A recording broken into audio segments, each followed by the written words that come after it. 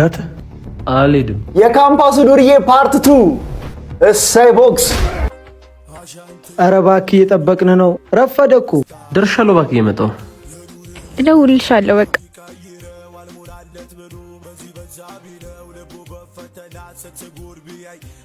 እኔ ደግሞ ፀሐይ ዛሬ የት ሄዳ ነው እላለሁ።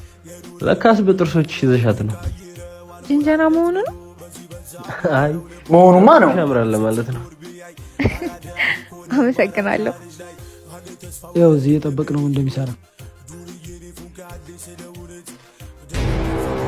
አረ ችግር ውስጥ ሳይገባ አይቀርም። እኒ ደግሞ የግቢው ካቦ ናቸው።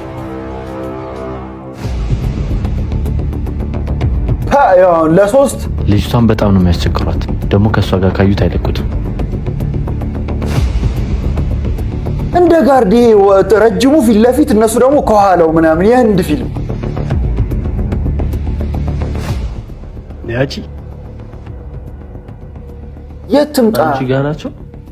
ተዋቸው። ችግር ነው የሚፈልጉት። እናንተን አይደል እንዴ እያናገርኩ ያለሁት? ንቀት ነው። ሂዳት አልሄድም።